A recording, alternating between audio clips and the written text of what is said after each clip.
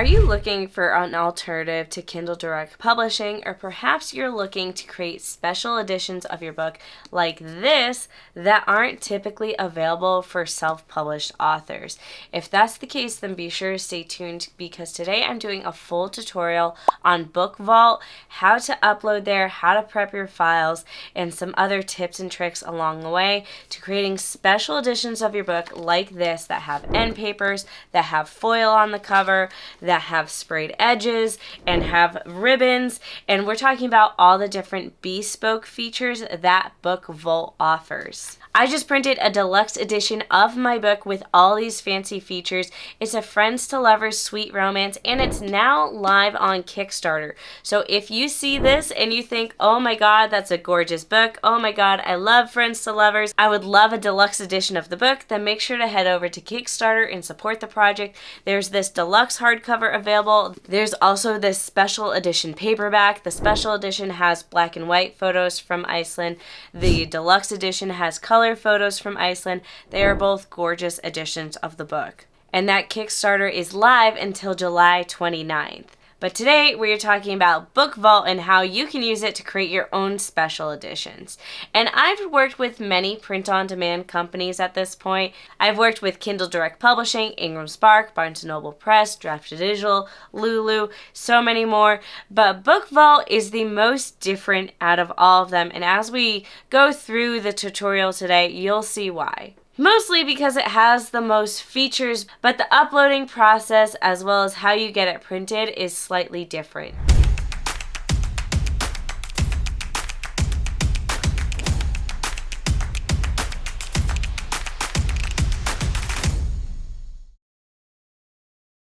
Hello everyone, my name is Mandi Lynn. I'm an author, the creator of the Book Launch Planner series, and I also have courses on book cover design and book formatting. If you want weekly videos on the business of being an author, make sure to subscribe and hit the bell notification icon so you never miss a new upload. You can also join as a YouTube member for behind the scenes content as well as early access to videos. So here we are in BookVault. I'm just going to jump straight into the tutorial and start with how you add in a new title, because it's actually pretty simple. So we just go ahead and we hit this add a title option, and we want to select what we are adding. Now I'm just going to be doing a regular print book today, so let's select that. And if you want to do a special edition of your book that is a hardcover with a jacket, you're going to want to select case bound, but you can also see there are plenty of other features such as perfect bound, wire O, saddle stitch, spiral bound, and case bound cloth, but I just want the regular case bound. I personally prefer matte covers, and as far as the size of your book goes, I select it for inches, and my books are actually 5.5 by 8.5, and you can do a custom size here, but if you want something more basic, you can select 5 by 8 there. And now you want to choose what type of papers. I personally selected 70 cream, and that's just personal preference. I double checked printing quality, make sure that was thick enough. But if you're printing in color, sometimes you want to go with a higher grade. But I personally found that the 70 was fine. You want to select your cover stock. As you can see here, we don't really have an option, so we're just going to select the default. And then down here, you want to put how many color pages you have versus mono pages. Now, mono is just black and white, and color is color. So if you have a book with no color in it, you're just going to be putting in, however many pages you have. But if you have some color pages, you want to keep that in mind. So for the annotated copies of my book, if you didn't know, for my Kickstarter, I also offer annotated copies of my book. They're digital annotations, and the annotations are done in color. So basically, for my annotated copy of my book, it was full color printing. Every single page had color on it. So instead of doing like 300 mono pages, I did 300 color pages. Now 300 isn't my exact page count, it's just what I'm using as an example today. But for my deluxe editions that didn't have annotations in it, it was something more like 50 color pages and 300 mono pages for a total of 350 pages. Again, these are just examples, not the exact page numbers, but that's just what you want to keep in mind. And then I personally don't touch any of this, and I haven't had any issues. Now, Here's where you choose whether you want a jacket or not. I personally love hardcovers with a jacket, so I selected that. And if you just do the regular BookVault features, we're done at this point, but you can see we have step 8, which is make it bespoke. This is where things get fancy, so let's hit the get started button. This is where we get to choose if we want a ribbon bookmark. For my book, the Kickstarter doesn't automatically include the ribbon bookmark. The ribbon bookmark is a stretch goal that if we reach a certain dollar amount, a ribbon bookmark will be included. So as of right now, as of recording this video, we have not unlocked the ribbon bookmark. But who knows? By the time this video goes live, we could have the ribbon bookmark. I don't know, you're going to have to check the Kickstarter to see where we're at with that. Then if we scroll down, we can see we have head and tail bands. This is just the fabric that we see in the binding of our book. You have the option to have none, or you can choose what colors you would like yours.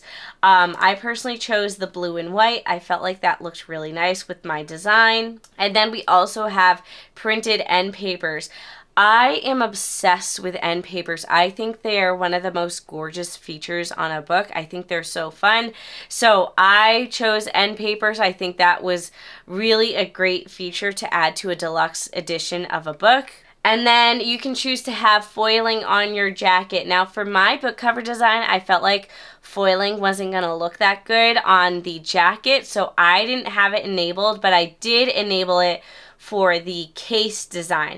And I actually chose the holographic, which I wasn't sure how it was going to look. But if we take our jacket off, we can see this is what the holographic foiling looks like. And you can kind of see why I felt like this looked really good on the case design, but it wouldn't necessarily look as good on the cover.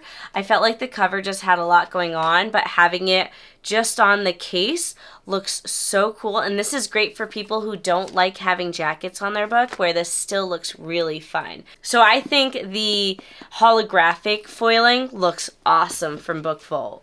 And then you can also choose sprayed edges. There's the option for a solid color or a custom color. So if you pick solid color, you can see you can choose the color right here. So you're going to want to know the RGB code, or you can change it to an HSL code. Hex code is personally, I think, what most people would use. So you don't have to just choose off of here. You can put in your hex code for your color.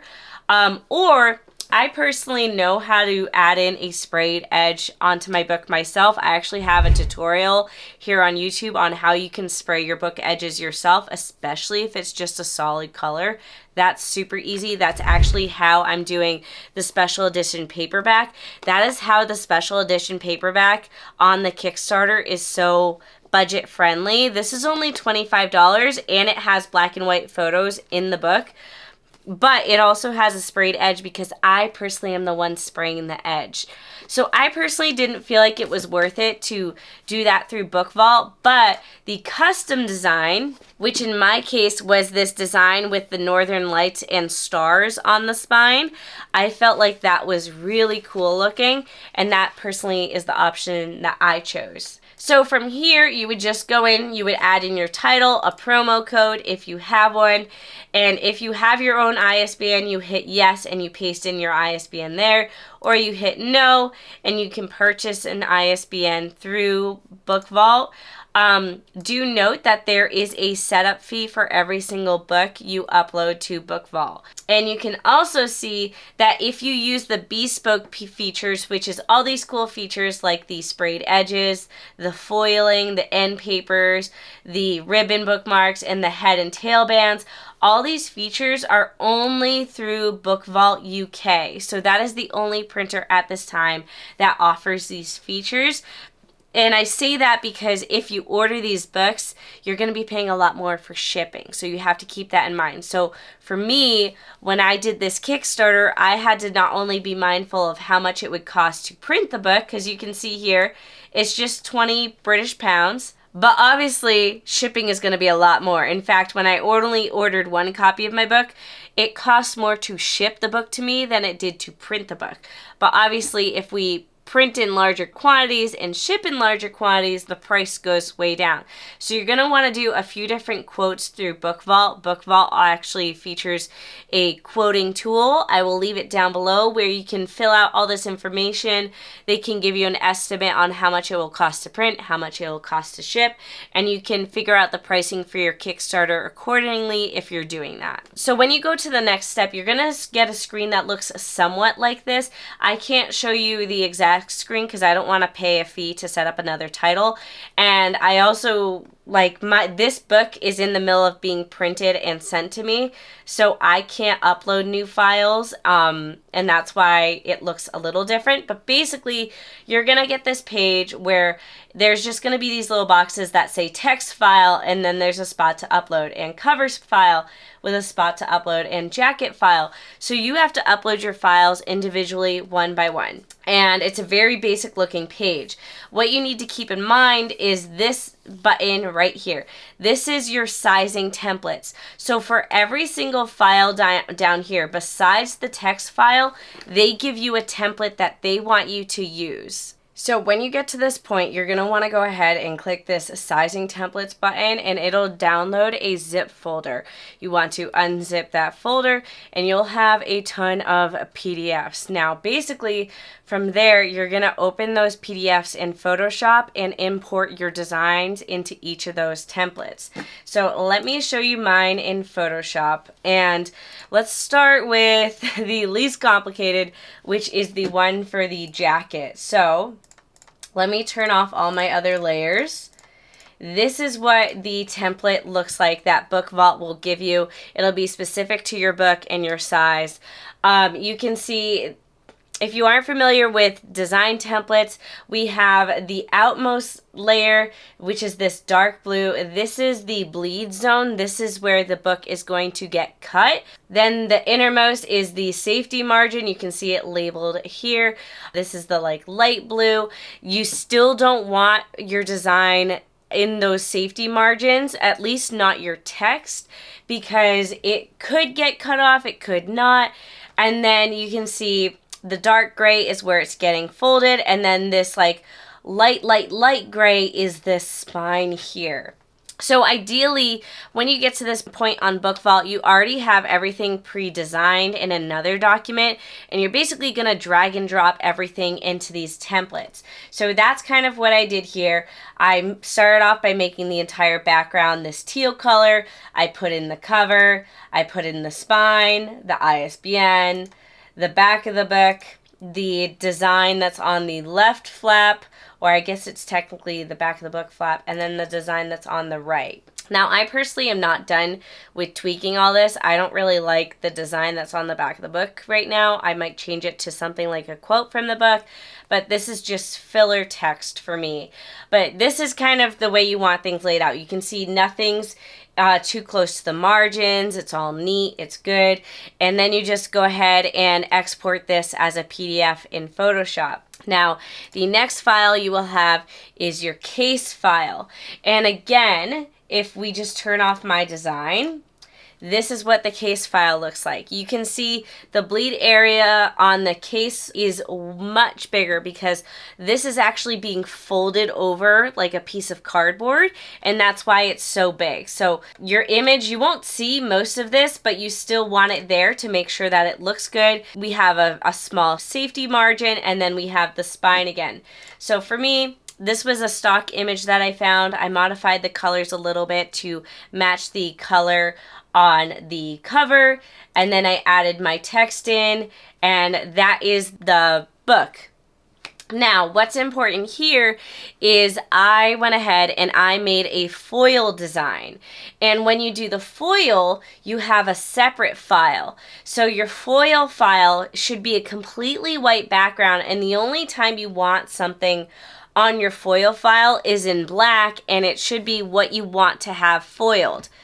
So to do this, basically what you do is you take your case design, and the first thing you need to do is on your case design, you want to remove anything that is going to be foiled. That way, if there's like a slight misalignment, you don't see it. like say we kept this white Iceland and then we also put the foiling of Iceland on top of it, but it lined up, it like misaligned just a tiny bit, it's gonna look off.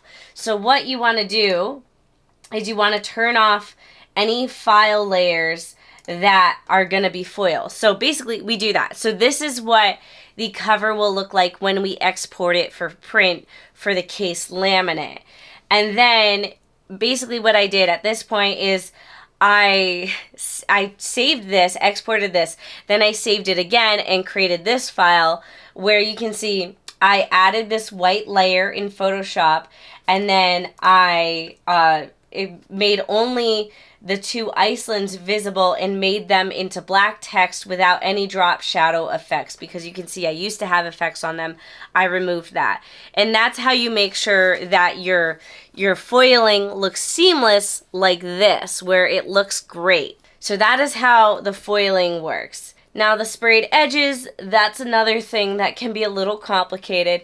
I pre-designed my sprayed edge in Photoshop somewhere else. I just kind of guessed at the sizing and figured it out from there. So your sprayed edge is going to look a little something like this, where you're going to have your safety area and then your bleed area. And it says this is the top of the book, this is the side of the book, and this is the bottom of the book. It's very, very basic and nothing super fancy. And I also want to note, on all of these designs, you can see that I added in these guides. These are guides I added in myself. If you've taken my book cover design course, you'll know that it's actually very simple to add guides to your design. You just make sure you have your rulers turned on, and then to add guides, you just click on your ruler and you drag down, and you can add these guides into your document. Obviously, I already had them added ahead of time because I've already designed all this. But from here, I just dragged and dropped the design that I had pre-made in Photoshop at a different time and lined it up to make sure it would look nice. If you were curious how this was designed, if we just zoom in a little bit, the sprayed edge of this book, these northern lights are the same northern lights that are featured on the cover of the book. And then I just added a solid color background, and these stars, which you can see as there's some individual layers, if I can turn them off, these stars are just a Photoshop brush that I found. It was very simple to design and it looks so cool. Sometimes with the sprayed edge, I feel like the simpler the better. Where things get a little complicated is the end papers. So let me turn off my design for the end papers. This is page 1 of the end papers, because there's actually 4 pages of end papers, and you can see that in the final copy of the book. This is page 1, this is page 2, this is page 3, and this is page 4. So that's why you have 4 pages to your end papers. And I personally did all my end papers the same. Again, we can see the bleed section, the safety margin, the fold line. They even have the glue area, which is like this very tiny little area. But I just did a black background with these little doodles that are stock images that I found of Iceland. And basically, this is something you have to do 4 different times. We have page 1, page 2, page 3, page 4. The way I did this was I opened each file individually in Photoshop and just made sure that each page was aligning correctly. And then I had 4 different PDFs. And then I used Adobe Acrobat, which is this program here, to combine those PDFs into one document, because when you go to upload everything to BookVault, when you get to the end papers file here, you'll see you can only upload one file as the end papers file. So you have to upload it as a 4-page PDF for it to work. So just make sure you read everything closely. So this text file, that's your interior file. If you watched my other video that went up earlier this week, I did a whole video on a tutorial on how to format your annotated or special edition interior files. I talk about how to add photos, how to add special chapter headers, how to add digital annotations. So I did all that in Adobe InDesign. I exported it as a PDF. I uploaded it here. We have our cover file. That is our case laminate. Our case laminate is our cover file. We have our jacket file. That's, you know, the hardcover jacket. We have our end papers file. Again, it has to be 4 pages. Then we have our cover foil. That is the case laminate foil file. And then we have our sprayed edge. So that's that really awkwardly long file that we had. And then you just upload everything and it tells you within a couple minutes if they approve it or not. Like there's no big long approval process like there is for other print-on-demand companies. And then you also have this book preview option. It takes quite a while for it to load, and it takes a while for it to load in between each page. You can go through and look at a digital edition of your book one by one. As you can see here, it says currently jackets and end papers are not supported, but you can see this is the case file. And you can see they also added in the foiling. The holographic foiling does not look like this. I got very nervous when I saw this preview file. I thought it was going to be very ugly, but as you saw earlier, it's not that ugly. And as you see, we scroll one page and it takes forever to load. So I'm not a huge fan of this. I personally didn't look at it for very long, but I know after all the formatting I've done in my career, I kind of know what would look good and what wouldn't look good, especially if you format in Adobe InDesign. You basically have the digital preview right in Adobe InDesign. But if you want to do that, you can. The last thing you need to know is how to actually order a copy of your book, because you kind of get to this point and you're like, okay, now what? To order a copy of your book, you have to go over here and hit place an order, and then you'll see all the titles of your books. And basically, you're going to choose whichever book you're working on. You can see here they don't show the foiling on the cover. So if you have foiling and it looks weird, that's why. And you just add it to cart and you start ordering from there. So if you want to order just approved copy, this is how you do it. You add to cart, you order just one copy of your book, you pay an arm and a leg for shipping, and you're happy at the end of the day. It does take about 6 weeks for it to show up. But that's going to be about it for this tutorial on BookVault. If you have any other questions, let me know. I found there's a huge lacking on tutorials on BookVault, so I kind of went into this blind, and I don't want you guys to also go into this blind. So I hope this video was helpful, and if you want other videos on BookVault, please let me know. I will be doing a full review on BookVault when I actually get my inventory from them, because as of right now, I love them, but I don't know if when I order in larger quantities, if that will change. But again, please go ahead and support my book, Sparks in Iceland, on Kickstarter. It is live until July 29th. There is early access to the ebook. There's a special edition paperback, deluxe edition hardcover, and annotated hardcover. Otherwise, that's going to be it for this video, and I'll see you all in the next one.